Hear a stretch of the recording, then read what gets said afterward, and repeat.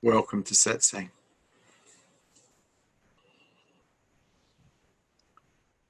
Could you please talk about responsibility today? Okay. So ultimately, we're responsible for how we feel. And so the world throws things at us, doesn't agree with us. Maybe it lets us down, maybe it steals from us, maybe it betrays, maybe it does this, maybe it does that. But we make ourselves feel. Those things might touch us, but we make ourselves feel. We're the ones that are responsible for that. The moment that we don't take responsibility for our own feelings and we start blaming the world for how we feel, we are no longer taking responsibility. We're no longer really behaving in a mature way because we're not taking responsibility. And as men and women, as we mature into age, we should be responsible. But unfortunately, we live in a world where there is a lot of irresponsibility. A lot of people turn themselves into victims of life and blame others, blame the world, blame themselves for how they feel. Unfortunately, this blame is resistance, and it creates contraction and suffering. And as a result, keeps people locked in lower consciousness. And so it is only really a mature mind, and that's a mind that takes responsibility for itself totally, that will support enlightenment or higher consciousness. Because the moment that we contract and take offense and blame something or someone, we are going into lower consciousness. We're taking ourselves there. We have been defeated by ourselves, not by the world. The world just does what the world does. People do what people do. We're the ones that are responsible for how we feel. So nobody can make you feel but you, unless you want to put your hand up and volunteer to be a victim and blame someone else for how you feel. The moment you do that, you're behaving in an immature way. And in the world we live in, you'd get away with that to a certain degree because the world we live in is quite immature. But in the game of higher consciousness, that's a big fail. Because you've contracted, you've gone into resistance, and you've basically gone into lower consciousness. And so having expectations that things should turn out a certain way because of belief systems you may have, quite often are the cause of this contracting, going into lower consciousness, not taking responsibility for ourselves. And so we have to have a look at the mind and how it's working. We have to have a look at what belief systems are supporting these contractions, what belief systems are supporting victim-orientated thinking. And nobody is going to insist that you be mature. No one's going to insist that you take responsibility for your own feelings. Not really. It's up to you. Because we live in a society that seems to take offense to everything nowadays. The maturity levels are quite low. But then again, the possibility of higher consciousness is quite low. And the possibility of super consciousness is almost non-existent as a result. You can't have a mind that is constantly contracting against the world that is really going to support enlightenment. And this is why in Buddhism they talk about developing an equanimous mind, a mind that stays level, even when attacked, stays level. The moment we take offense, there's no level anymore. We've taken ourselves down a dark alley and mugged ourselves. We've been defeated by ourselves. You make yourself feel. No one can make you feel. People can do things that might touch you, but you make yourself feel. And you're the one responsible for any resistance or any victim-orientated thinking that occurs. Nobody else. You do it. You're the one that volunteers to be a victim. There's no freedom in that. There's just suffering. And it's at your own hand.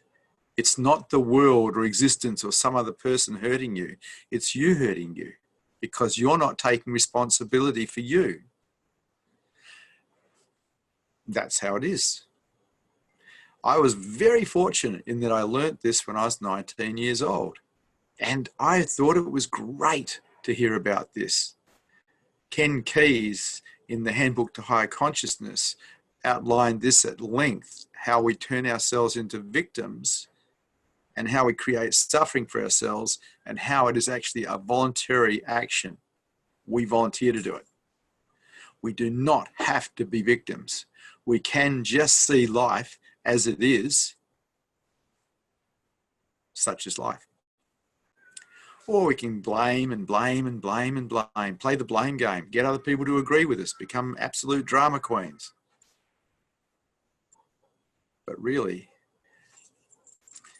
we make ourselves feel. Nobody else makes us feel.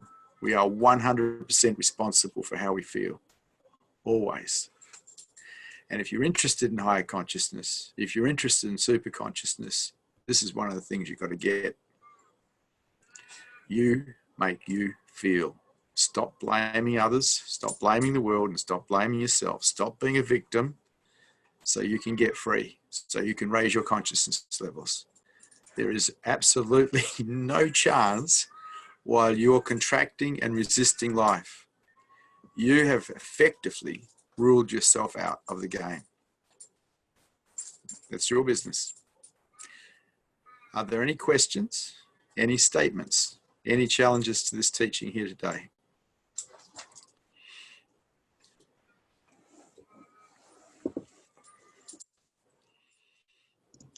We have a question. It feels more empowering to see myself as responsible for my own life, rather than to see myself as a victim of circumstances. Yet I still sometimes blame situations or people. Why is it so hard to take responsibility? Because you haven't been programmed to take responsibility. Basically, you've been programmed to be a victim. More than likely, your parents were victims and they taught you how to be a victim. Your peers were victims. Your teachers possibly at school could have even been victims. We live in a very victim-orientated society. And so it's difficult to deprogram from that victim-orientated way of thinking.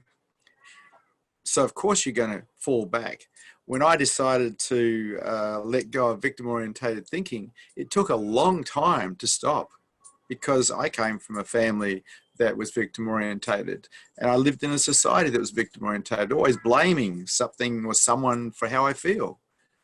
And I had to change that because I wasn't interested in creating that level of suffering for myself for no reason. But it took a while. Default patterns don't change because of insight. They change because you practice something different to what you've been doing before. Insight is just the invitation to do the work.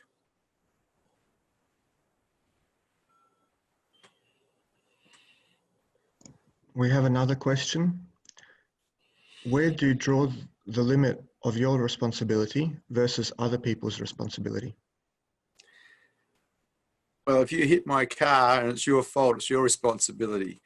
But if you hit my car and I go into a situation of blame, become a victim of you, that's my responsibility. I'm turning myself into a victim. Now, I can hold you responsible to fix that car without being a victim. It's just business. You hit the car, it's your fault, it's business. I don't have to get emotionally involved in this. I don't have to turn myself into a victim. I don't have to go into resistance. I don't have to contract. It's just business. Or I can turn myself into a total victim. How dare you run into my car? How dare you damage it? Look at the paintwork. Me hurting me when I do that. Not the other person. The person ran into my car. Now I'm hurting me with my comments, with my thoughts. I'm just not into it. Not into my own suffering. Victims, by definition, are helpless. And what's more, they just hurt themselves. And this is how we create a pain body. This is how we build up emotional pain bodies, by being a victim of circumstance, a victim of other people, or a victim of ourselves. And there's no need to do so.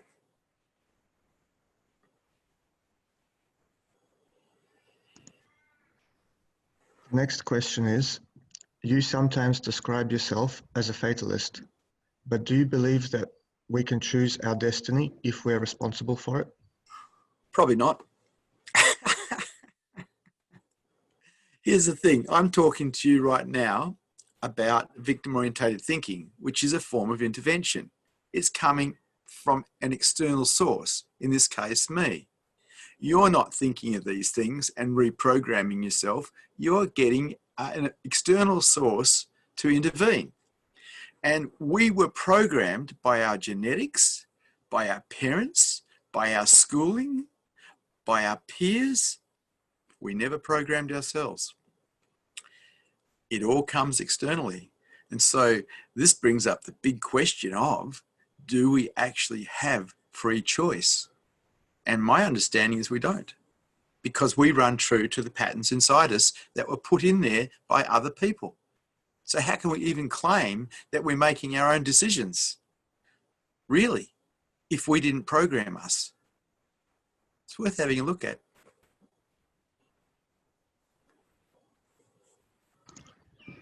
The next question is, don't I have more responsibility to fix the world than to just my awareness to beingness? Oh yeah, fix the world. That would be really, really good. The world is in trouble because of lack of heart. You see, if there was heart in this world, we wouldn't be having the problems we're having. The people who are destroying the planet are destroying it because of selfishness and greed. Lack of heart. You want to fix the world, fix yourself first. Where's your heart? You want to make a difference on this planet, find your own heart. Start loving people, start loving things. That's what's going to fix this planet. And because there's a lack of love on this world, where capitalism gets to destroy the world in the name of making money, which has no heart in it whatsoever, this is probably how it's going to go. You want to make a difference to the world, find your own heart and love the people who are around you, always. That's the best you can do as an individual. Love the world. Love the people around you. Make that difference. Bring that light into the world.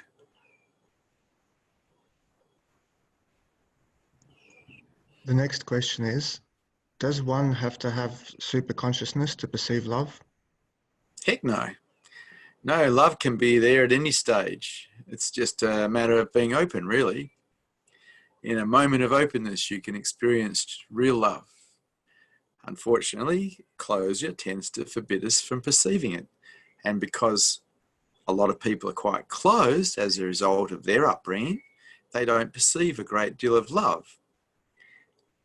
Love is so beautiful, it just loves. It doesn't do anything else. And it's always, always here. But is it being perceived? And if it's not being perceived, why is that so? Why is it not being perceived? One of the interesting things about going to school is we were taught how to be efficient little machines, but we weren't taught how to love, and we weren't even taught how to be happy. The two things that would make a difference on this planet, we're not taught. There's a certain craziness. The most beautiful thing in the world is love, but that's perceived in openness. And when we become selfless, we become open. It's a very beautiful thing, but that can happen way before enlightenment. That can happen at any time. The awakening of the heart is the most beautiful thing, but it doesn't rely on super consciousness because it's always here. It's always here. All you got to do is get out of the way and open up.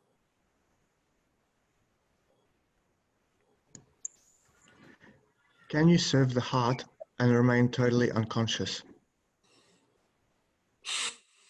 I don't know what you mean by totally unconscious. If you're totally unconscious, you'd be asleep in your bed. Nice. I don't know what you mean by totally unconscious. You could be in a coma. That'd be totally unconscious. Whether you can perceive heart while you're totally unconscious, I don't think so. No.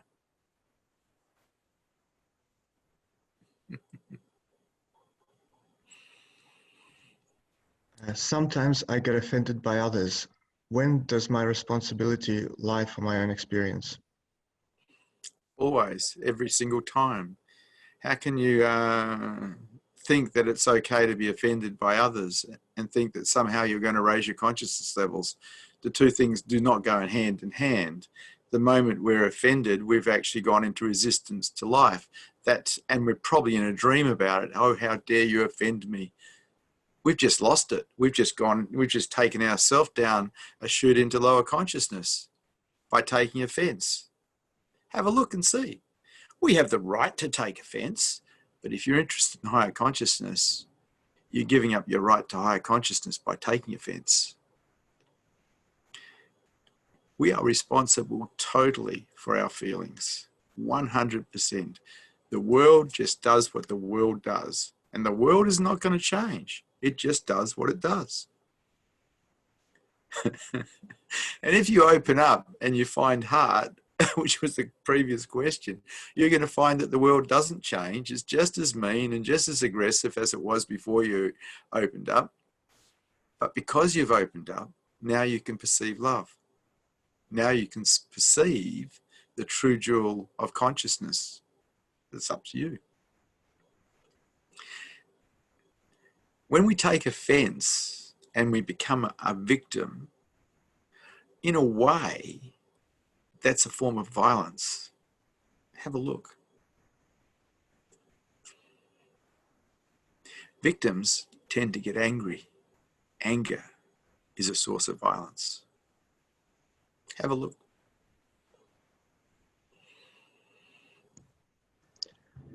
Why do I constantly see the world as my enemy and don't see my own responsibility? Because that's how you've been programmed. You're just running true to your patterning. So you see the world as your enemy. Whereas someone who's programmed differently would see it differently. It's just how you've been programmed. We all run true to our programming, to our patterning. We've all been brainwashed to the max by going to school. And what's interesting is investigating that brainwashing. In other words, investigating all the beliefs that were put into us by our schooling, by our parents, by our church, by our government, and see if any of them hold water, or are they all prisons? It's worth having a look. We've all been brainwashed. Have a look. Have a look at these belief systems, particularly the ones that create contraction in you when the expectation on the belief system is not met. Have a look, because that particular belief system is going to take you into lower consciousness. It's worth removing. I discovered a long time ago that every belief system is worth removing. The next question is from Satcha. Hi, Satcha. Hello, Vishrant. Vishrant, if world doesn't change, but if we can develop our silent witness, so rather than love, will it helpful to us in our path? I'm sorry, Satcha. I didn't understand what you said. Can you repeat it, please? Okay. This world is not going to change. So if we can develop our silent witness, so will it be helpful? Well, the world's not going to change. I get that. It's going to do what it does. Developing a silent witness inside of yourself allows you to see your mind so you can change your mind. It doesn't allow you to change the world, but it allows you to change your mind. It allows you to see your programming, your defense systems, your belief systems. It allows you to see you, and it allows, because you can see you can then change you. That's all a silent witness does. It definitely doesn't change the world. No, that's fine. But if we go rather openness, I mean open of heart and love others, if we just go on the way of silent weakness, so is it okay or not? Or we must have to go through the openness of heart? Well, the thing about developing a silent witness that sees the mind, it doesn't take long before you see how unhappy you are, because you get to see how you create suffering for yourself by resisting life. And you get to see that openness is the cure for this. And so if you develop a silent witness, it's not long before you see that openness is the best way to live in this world. Okay, Vishrant. Thank you, really appreciate. Thank you, Satya.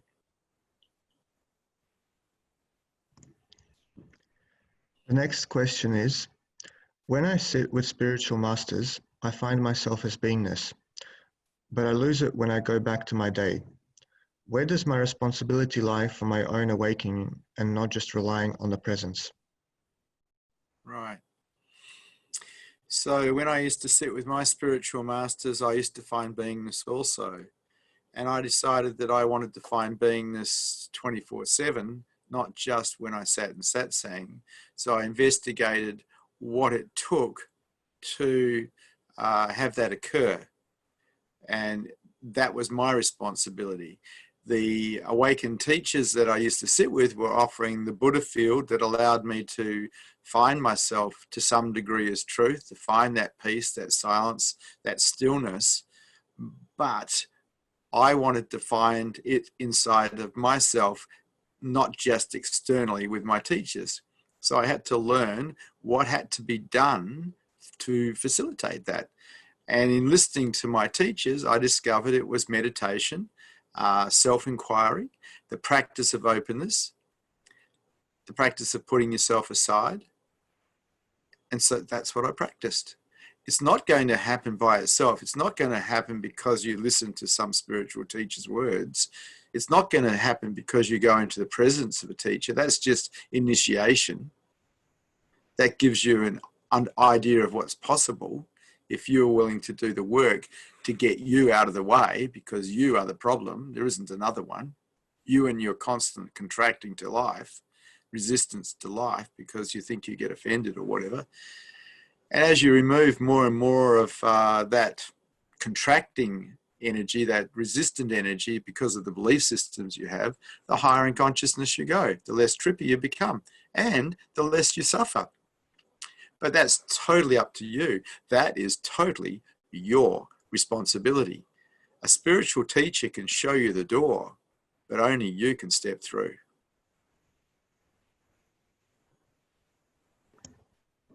Some teachers say it's just grace that we wake up. So where's my responsibility to achieve enlightenment?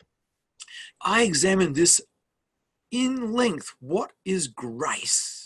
Some people say it's the Buddha field around someone who's awake. Some people say it's luck. Some people say that it's something very, very holy. My understanding of grace is very simple. It's what spiritual teachers, it's a word that spiritual teachers use when they don't understand something. Oh, by grace. Oh, it happened by grace. Or it happened by... I really see grace as really karma. You see, whatever we put into life, we get back. And we have to pay back whatever negative we put in, and we receive the good if we're kind, generous, and loving. And so when I hear people talking about grace, from my perspective, I'm looking at it from the point of view of karma. You see, if somebody wakes up, their karma is right. If they don't wake up and they've done all the work the same as the person who did, it's their karma's not right. They haven't balanced out yet enough. Even though karma belongs to the body and not to beingness, I see grace as karma. Anyone talks to me about grace, or if I ever use the word grace, it just means I'm saying I don't know what I'm talking about. Pretty much. This whole idea of holy, this whole idea that someone's special and someone's not, just because they might be spiritually advanced, to me is absolute and utter rubbish. We are one. There is only one here. There is no better. There is no worse. There is no holy. We are one. And if you're willing to put in the work to raise your consciousness levels, you can discover that to be the truth. Up to you. 100% your responsibility. I don't have any time for these, this holier than thou stuff, because it's rubbish. Nobody is holier. Nobody. We are one.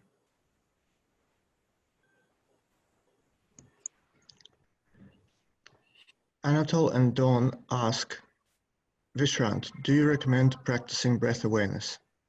Heck yeah. That was my main practice, because that's what Osho taught. Well, he taught a couple of things. He taught breath awareness, and he taught the practice of witnessing the mind. Well, he also taught self-inquiry, but the Zen style. And I practiced all three of those methodologies.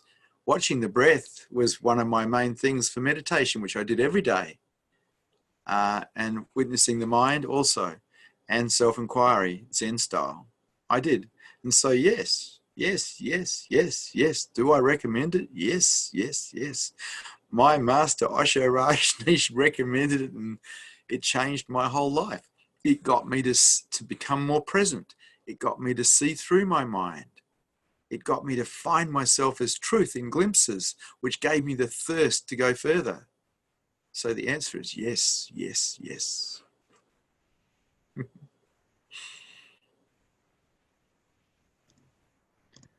The next question is, are there any other ways to see your mind and become more conscious that aren't meditation? Yes, there is. Get yourself into a mystery school or a group of people that are interested in having a look at themselves. Get yourself involved in encounter groups that examine how the mind ticks, how your mind ticks. And this is the other way. Meditation can show you a great deal about your mind, but so can hanging out with people who are into higher consciousness, who are having a look, who are willing to tell you what they can see in you. And so from my perspective, that was invaluable in this life. I got involved in encounter therapy when I was 19 years old and continued ever since, because I valued the opinion of people who could see me. Because some of the things they were telling me, I couldn't see because I was blinded for some reason. And so meditation and witnessing the mind is wonderful, but so is hanging out with a group of people who are willing to tell you what they could see. When I was with friends, quite often I would say to them, if you see something in me that doesn't seem right, please tell me. And my best friends were the ones who are willing to risk that friendship to tell me.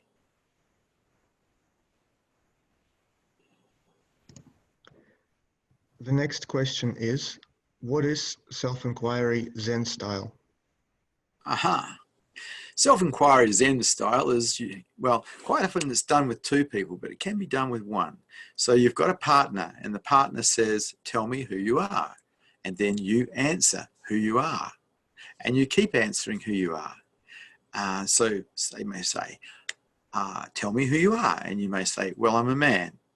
And then you discount that. And then they ask the question, tell me who you are. Oh, I'm an energy form. Then you discount that.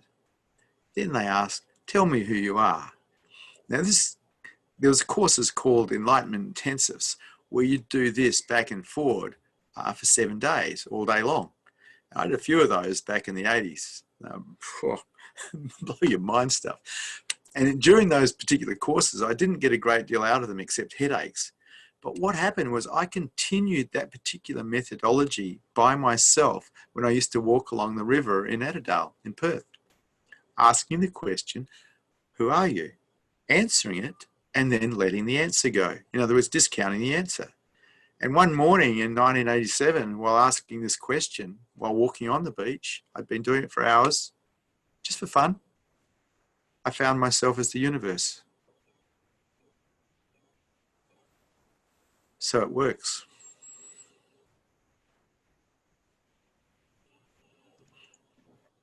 The next question is, I've heard it said that enlightenment is really an accident and that meditation won't get you there, but it will make you more accident prone.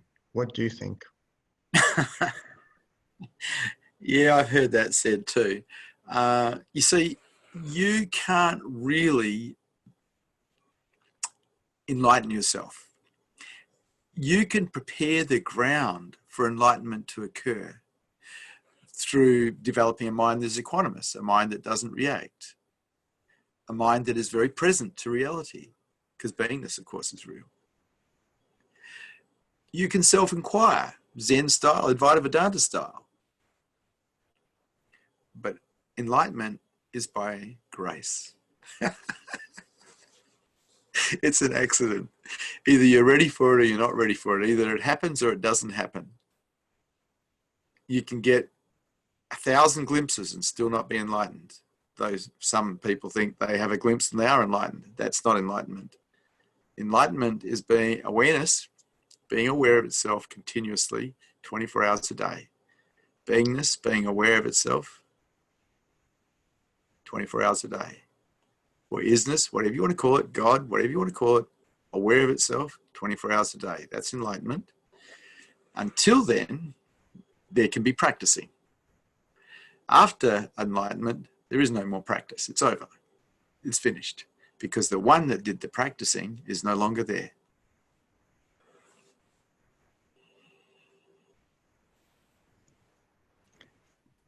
The next question is, where is your responsibility to inquire who am I, or should I just stop as I hear some teachers say?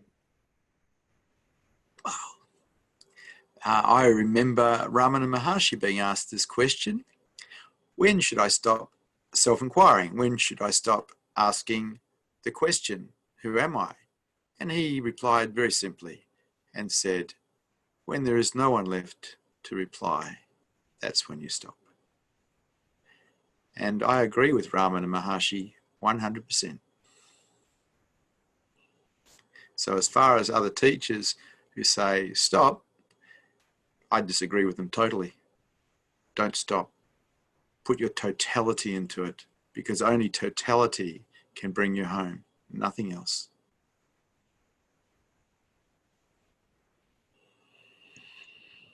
Can you please describe the Advaita Vedanta self-inquiry? Yes. So it's really just turning awareness back to itself. So you don't answer the question. You can ask the question, who am I? And then you wait for the answer.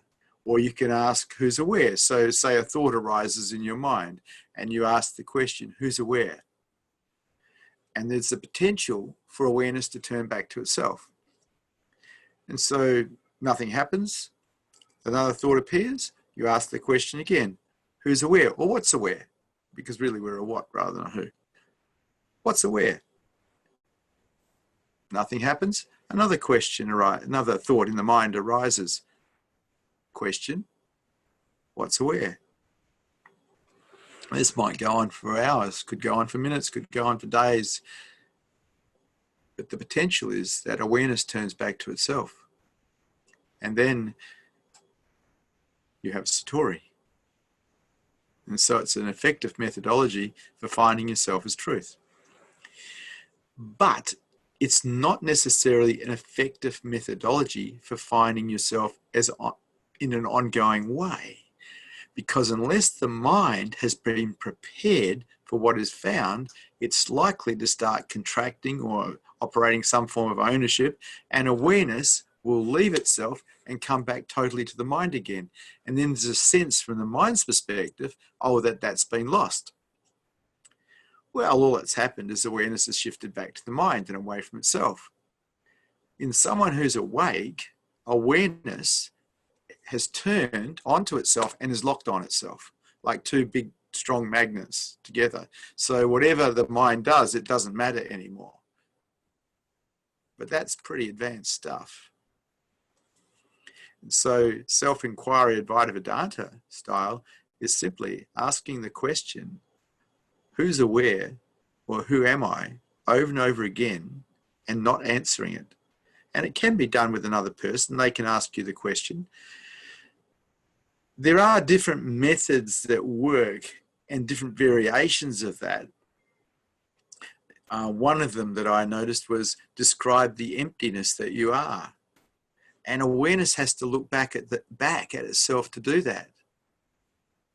And if you start describing it, if you even find a little bit of it and you start describing it, it becomes bigger and bigger because awareness is turning further and further back to itself. So describe the emptiness that you are is another Advaita Vedanta question that works. Find a partner and play the game. Who's aware? Or describe the emptiness that you are.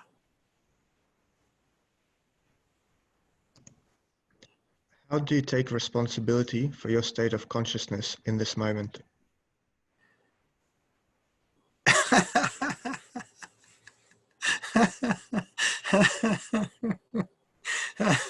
That's so funny. I take it you're asking me, how do I take responsibility? How do you take responsibility for your state of consciousness in this moment? I don't. I just am. I just am. Responsibility belongs to the mind. I just am. Gone beyond. Just am.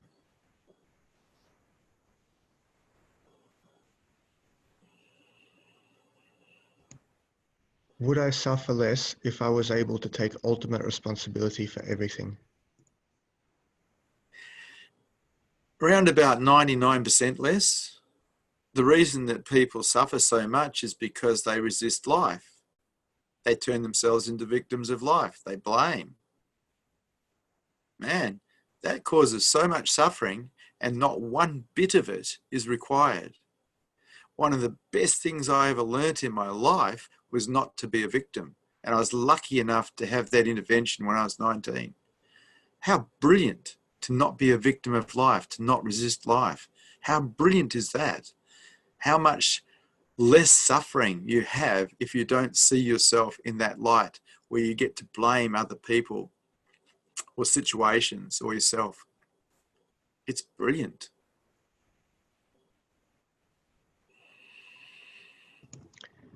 The next question is, do you feel responsible for the pollution of our planet, and how does it help you see it that way?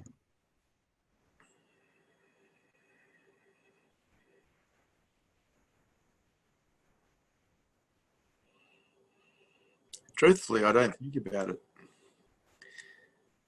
I know it's happening because it's on the news, it's in the newspapers, it's on social media.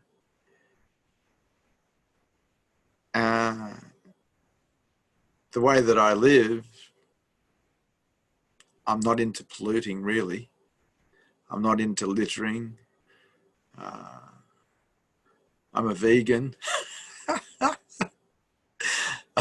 I pick rubbish up when I see it on the side of the road and put it in the bin. But, you know, the thing that really, really makes a difference here is I just love people and I love things. Love the trees, love the plants, love the animals. And when you love, you don't want to harm anything. You don't want to do damage to anything. You don't get involved in pollution. You don't get involved in anything that is damaging to the environment or damaging to people. You just try to take care of everything and lift everything all the time. This is the way of the heart. This is the beauty way. And you are responsible for having heart or not having heart. So there's your responsibility. Because if you have heart, you take care of everything and everyone. Because that's how heart affects the mind. And that's up to you. That's your responsibility.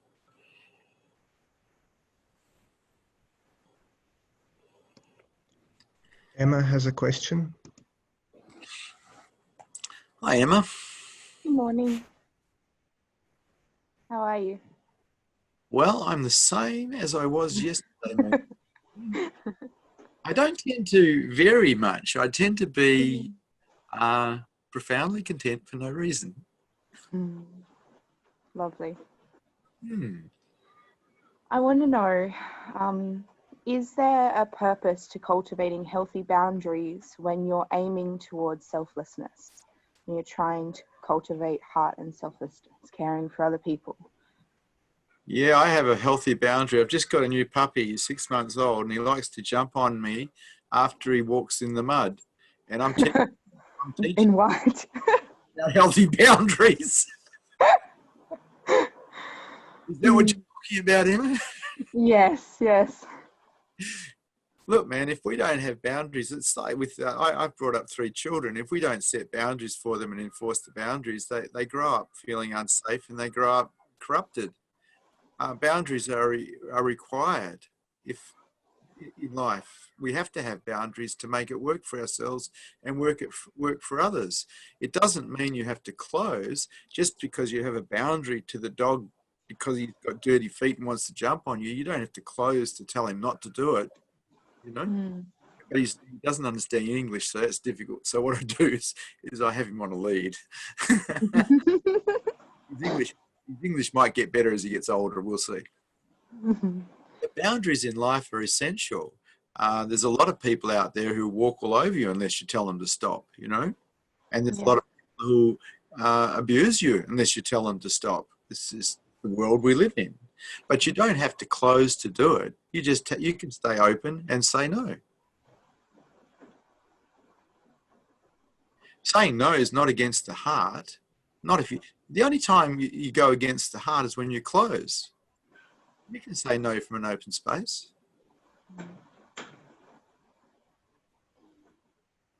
What do you think, Emma? Recently I've been seeing that it's very much my responsibility because I have been kind of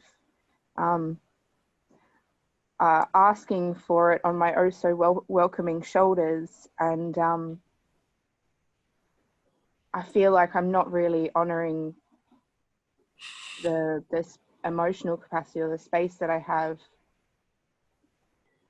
to hold this. Hold on. What are people walking through your boundaries or taking advantage of your openness? Yes, they're taking advantage of the openness. Well, that happens. People try to take advantage of my openness all the time. But I got pretty clear boundaries because I know that clean boundaries are needed to operate successfully in the material world. Yeah.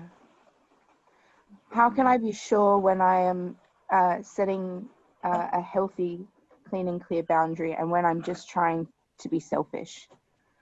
Or I'm not. That's a real hard one. It really is. Because it took me a long time to work out what selfishness was and what selflessness was until I decided to live a life that was selfless. And then what happened was I got to see all my selfishness. Yeah. Yeah. I chose to live a life that was selfless so long ago now because I couldn't see any point in having a story of Vishrant. Because the story of Vishrant's the same as the story of Emma. It's a story of problems. And I felt I could do without that story, because if I have that story running with me all the time, how can I actually really be in service to others?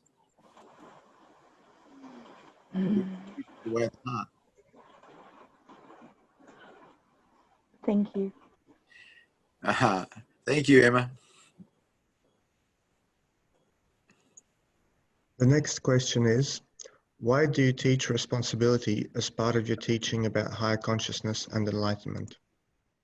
Because without responsibility, you don't stand a chance. Immature adults do not make it to higher consciousness, full stop, let alone to enlightenment. For enlightenment to occur, you need a mind that will support that, and only a mature mind can do that. An immature mind cannot. A mind that is not responsible for itself or is unwilling to take responsibility for itself is not mature enough to support higher consciousness or enlightenment. It is that simple, and that's why I teach that. The other reason I teach it is because I run a community, and For a community to be successful, you have to have mature adults involved in it. And the more mature adults you have in any community or society, the healthier that society. The more immature people you have in a society, the less healthy that society is, and the more police you need. Mature people don't need a police force, but immature people do.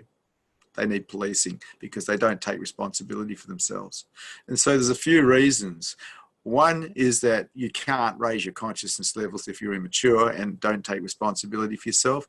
And secondly, in running a community, the assets of a community are the mature adults in that community. The liabilities of any community are the immature adults in that community. And this is just how the world rocks.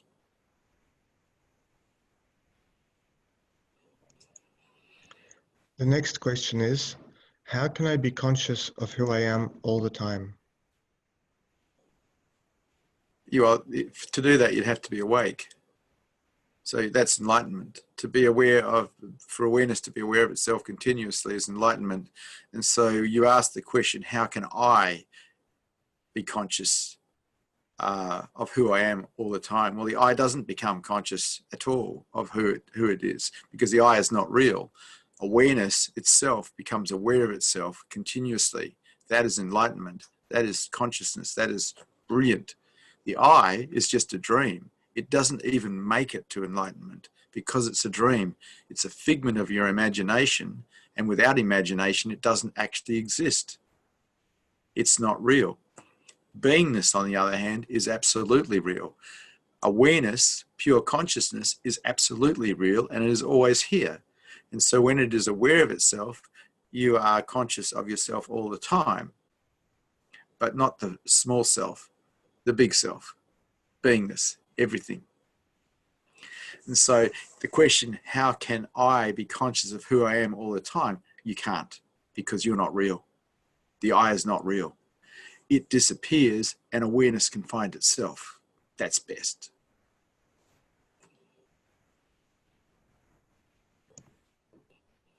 The next question is, I have been trying and trying for years to awaken, but nothing has happened.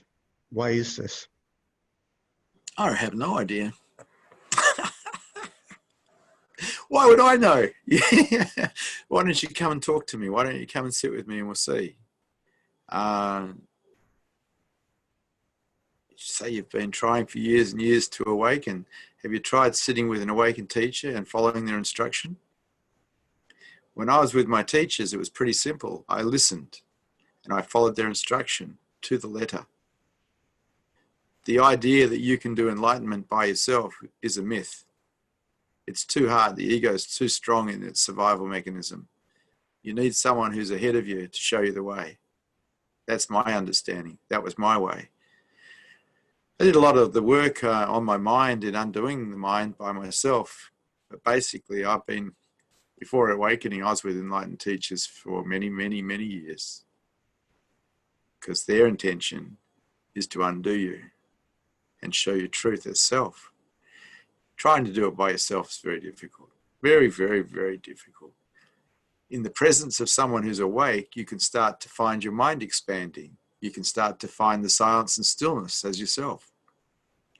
It's the freeway to enlightenment rather than the meandering stream that never makes it in this lifetime.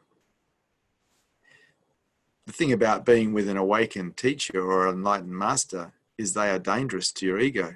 And so most people avoid them. But it's not the ego that wakes up. The ego is the thing that's in the way. If you really want enlightenment, find someone who's awake who you can get close to. That's the best thing you can do for you.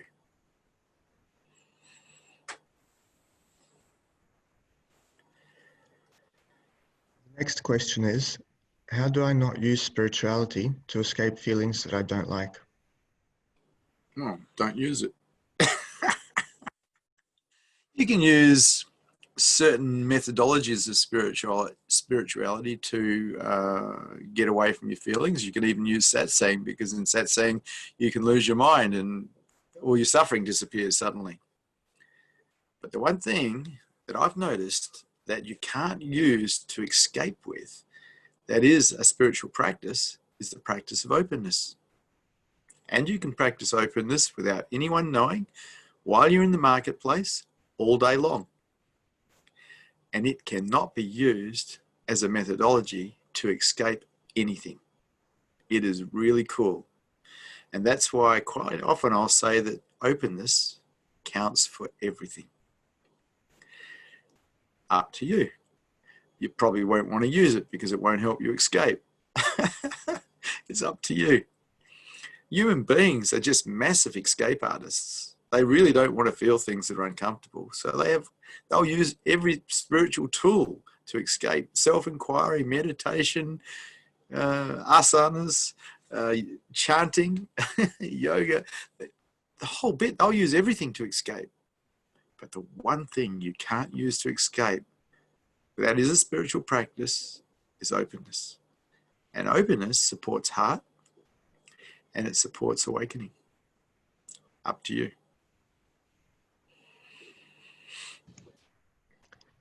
When I sit down to meditate, I sometimes get sleepy, even though I've been getting plenty of sleep. Why is this? Try dancing before you sit. Sounds like you have energy coming out of you, probably what they call tamasic energy, which is like that unconscious, tired type of energy. And if you have a good dance, a rigorous dance before you sit, you can clear yourself of that energy and you'll find that sitting is much easier. My master, Osho Rajneesh, created 2 meditations to handle what was still inside people from the marketplace. And that was Kundalini meditation and dynamic meditation, both of which are very active in the beginning and the last stage of sitting. And the activity allows the purging of all the things inside so you can sit. And I recommend that. Just trying to sit and you've picked up a heap from work or you've created a heap yourself, it's going to put you to sleep. You're better off having a good, strong dance and then sitting, or a run or a walk or a swim. Anything but just sitting. So if you want to stay awake, do some physical exercise first. Do some purging. Clear whatever you've picked up so your mind is clear before you sit. That's best. What do you mean when you say die on the outward breath?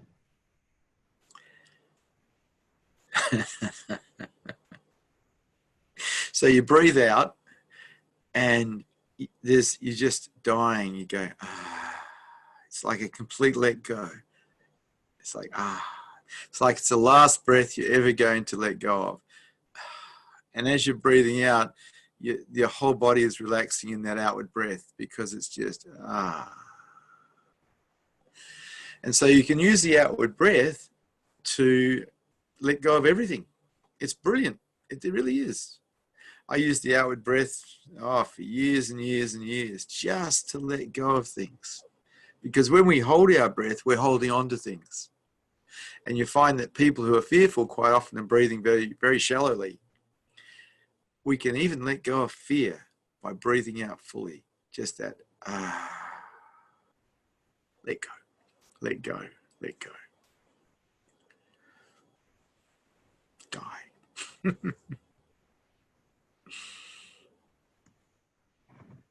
The next question is, am I actually responsible for everything that happens to me? No, you're responsible for your feelings. The world is going to do what it does. Someone runs into you with a motor car. It's not your responsibility that you got run into, but it is your responsibility how you feel about it and how you react to it. That's your responsibility. And so a lot of what we get involved with is actually we're out of control. We don't have the control. People love to think they have control, but we don't have that much. People like to think they can change the world. Best of luck. I don't think so. We don't have that much control at all. But we do have the ability to take responsibility for how we feel about things. We do have the responsibility of our actions and our words. We are responsible for those. What happens to us, man, we live in a chaotic world where All sorts of things happen, and we don't have much control over it. Let go. Oh, the Christians have this wonderful saying, let go and let God. It's pretty cool. Let go and let God. That involves trust. Let go and trust. And if you're interested in higher consciousness, in enlightenment, it is all about trust. You give yourself to beingness. You as an I, as a mind, give yourself to beingness. You give yourself to God. And so then existence uses you. You don't use you anymore. You give yourself to God totally, in totality. That's best. I've noticed that some people feel the Buddha field and some people don't. What enables someone to feel it? Yeah, it's a good question. I remember when I first went to America to see Osho Rajneesh in 1984, I didn't feel much of him. And I was relatively sensitive, but I just didn't feel much of him. And I didn't even consider it. I just thought everyone wasn't feeling much of him. But then when I went back the following year in 1985, man, he blew my socks off with his energy field. It's not that his energy field had changed. It's just that between 1984 and 85, I had opened up more. Because in those years I was a businessman, and as a businessman I was pretty closed and warlike, and something inside of me opened. And in that opening I became much more sensitive to energies, and way more sensitive to his energy. And so I think that people who can't feel the Buddha field of someone who's awake, because it is there, it's palpable, simply are too close to feel it. That's all. And if they could drop those defense systems, they would feel it.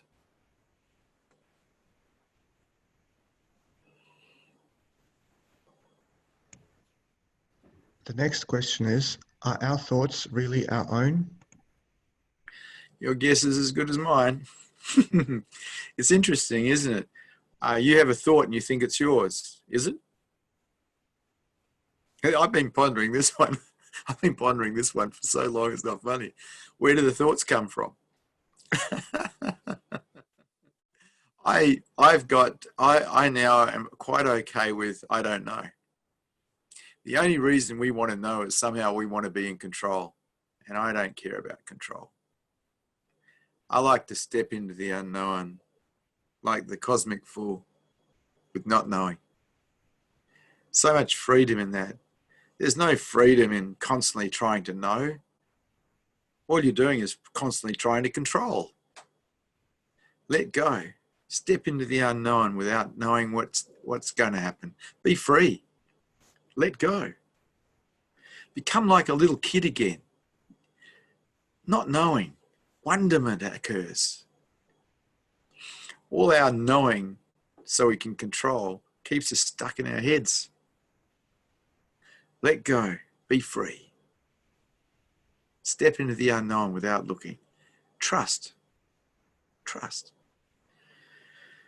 Up to you. Your responsibility. Thank you for Satsang. Good to see you brave hearts here today.